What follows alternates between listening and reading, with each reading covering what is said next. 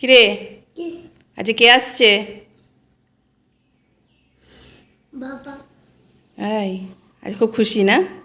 সকাল থেকে ওয়েট করছে কখন বাবা আসবে। তাড়াতাড়ি খেয়ে তাড়াতাড়ি স্নান করে নে, বাবা বিকেলবেলায় চলে আসবে, বুঝলি? হ্যাঁ, আজকে 2 মাস পর পিতুর বাবা আসছে। কলকাতায় ছিল, আর কলকাতায় গরমে আর এত পরিশ্রম সবেতেই মানে খুব শরীর খারাপ হয়ে গেছিলো। দুবার নাকি মানে মাথা ঘুরেও পড়ে গেছে। তো যাই হোক এখন ঠিক আছে। মানে এটা মার্চ মাসে হয়েছিল, মার্চের আর কি তোমার মানে প্রথম দিকে। আজ তো মার্চের শেষের দিকেই আর কি।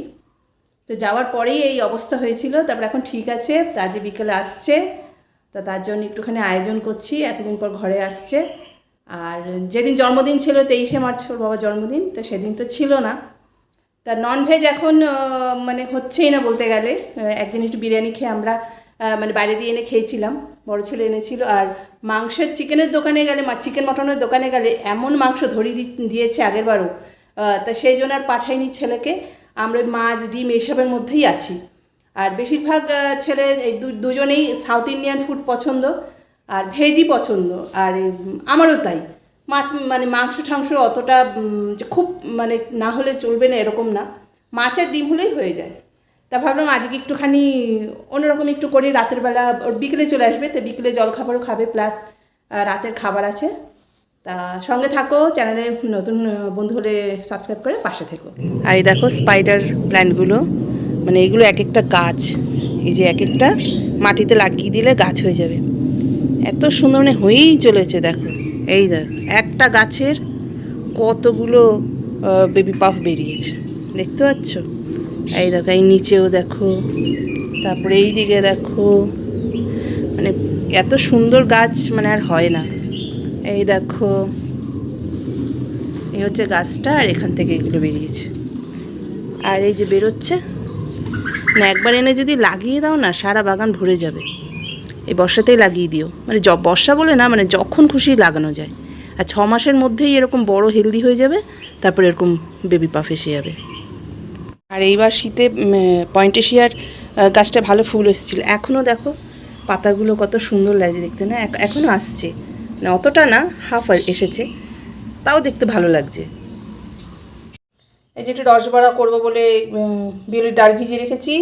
আর চিনি দিয়ে রস করব না, এই গুড়টাকে ভিজিয়ে রেখেছি, গুড় দিয়ে রস করব।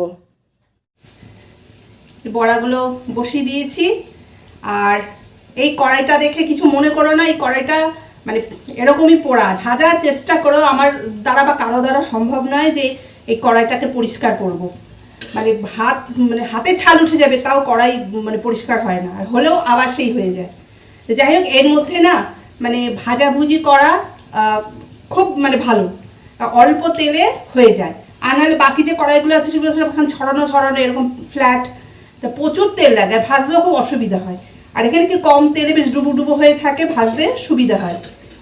আর তোমরা ভাবছো যে আমি কেন চিকেন আনতে যাই না, তাই তো মনে প্রশ্নই হতে পারে যে ছেলেকে পাঠায়, ছেলে ভালো মাংস আনে না, তো আমি কেন যাই না।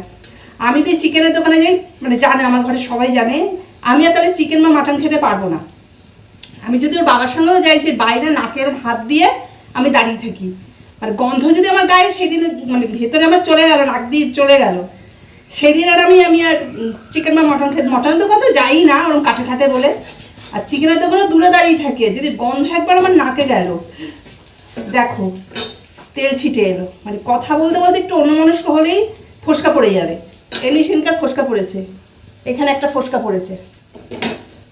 এগুলো তো অলংকার আছেই, মানে সবারই আছে আমার মনে হয়, একটু এদিক থেকে ওদিক হলেই ব্যাস। তো এইসব কারণেই মাংস আর খাওয়া হয়নি। আর আমার বর ইয়ার্কি করে যা বলছে যে আমি নেই, তোমরা মাংস খাচ্ছে না, কী সব আজে বাজে কথা বলছে, অনেক পয়সা তোমরা জমি পড়েছে, এরকম কোনো ব্যাপার না। তার বদলে ফল টলও খাওয়া হয়, মানে এদিক না খাওয়ালে আরেক দিক দিয়ে তো খেতেই হবে বলো। মানে যারা ভেজিটেরিয়ান, তারা যারা মাছ মাংস ডিম কিছুই খায় না, তারা তো ড্রাই ফ্রুটস, তারপরে সবজি ফল এইসবই বেশি পরিমাণে খায় না। তা আমরাও এরকমই খেয়েছি, এমনিও ফলমূল সবজিটাই বেশি খাওয়া হয়। আর ওর বাবা থাকলে, ওর বাবা যদি চিকেন মাটন পছন্দ করে তখন ওটা বেশি হয়। তার এখন এটা করে ফেলবো, সবার আগে এটা করবো, এটা করতে অনেক সময় লাগে। আর এটা করে ফেললে কি ঝামেলাটা অনেক কমে যাবে। তারপরে আরও রাতের জন্য খাবার দাবার সেগুলোও করতে হবে। কিছু এটা এই যে রসের করেছি, আর এই যে কিছুটা হচ্ছে দই বড়া করতে হবে। আর দই বড়াও সবাই খুব ভালোবাসে, এমনি গরমের সময় দই বড়া খেলে শরীর ঠান্ডাও থাকে। তো দু রকমই করবো, একই ব্যাটার দিয়ে দু রকমের রেসিপি হয়ে যাবে। আর যে পনির করেছি, আর বলেইছে যে বেশি রিচ কিছু করো না, কারণ জার্নি করে আসবে, ট্রেনে ঘুম টুমো ঠিক মতো হয় না, মানে খেয়ে একটু ঘুমোবে, রেস্ট নেবে। তা রিচ কিছুই করিনি, সব হালকা ফুলকার মধ্যে। এলে পরে তো একটু কথাবার্তা হবে, গল্প টল্প হবে, আর সেই জন্য সব কিছু কাজ গুছিয়ে রাখলাম। তা পনিরের সঙ্গে পরোটা হবে, সেই জন্য আটাটা মেখে রাখলাম। আমি আটা দিয়েই লুচি পরোটা এগুলো করি, মানে ময়দাটা খুব কম ইউজ করি। তা সেই জন্য আটার মধ্যে একটু নুন, কালো জিরে আর দই দিয়ে আটাটা মেখে রাখলাম। কাজটা এগোনো থাকলে কী হবে, মানে রাতের দিকে কোনো ঝামেলা থাকবে না, টেনশন থাকবে না, যা কিছু এখনই হয়ে যাবে। এমনি এখন আসবে করে ঘুম মানে শোয়া বসা কিছুই হয় না, সেই জন্য কাজটা এগিয়ে রাখলে রাতে আর কি ঝামেলাটা কম হবে। আর তেলের প্যাকেটটা ফেলে দিই না, তেল ঢেলে প্যাকেটটা রেখে দিই, পরে যখন আটা ময়দা কিছু মাখি আর কি, এরমভাবে তেলটা লাগিয়ে নিই। রুটি বলো পরোটা বলো, মাখা আটার মধ্যে তেল লাগিয়ে নিলে বেশ সফট হয়।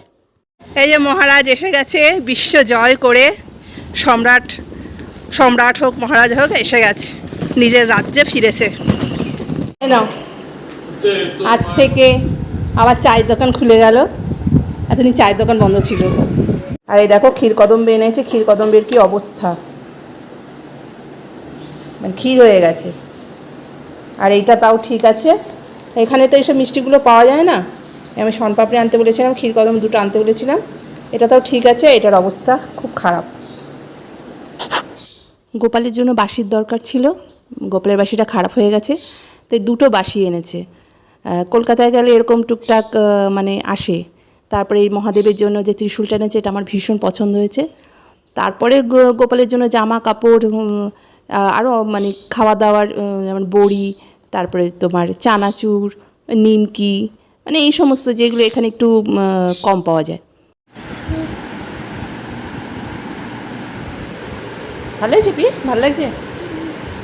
পিঠুর বাবা আসার পর থেকে গল্পগুজবই চলছে আর খাওয়া দাওয়া চলছে। তো এই গল্পের মধ্যেই পরোটাটা করে নিলাম, বাকি তো সব আগেই করে রেখেছি। তা ওর সবাই একসাথে আজ বসে খাবো, সেই জন্য প্লেটটা সাজিয়ে ফেলছি। এই যে কলকাতায় যে মিষ্টি এনেছে সেইগুলোও দিচ্ছি, আর ঘরে যেটা করেছি সেগুলো দিয়ে প্লেটটা সাজাচ্ছি। প্রীতু খুব খুশি, বাবা এসছে 2 মাস পর, ঘরে সবাই মানে একটা খুশির মহল, অনেক দিন পর এসছে। তাহলে বন্ধুরা, ভিডিওটা কেমন লাগলো অবশ্যই কমেন্টস করে জানিও। সবাই ভালো থেকো, সুস্থ থেকো, পরে ভিডিওতে আবার দেখা হবে। Tata, good night.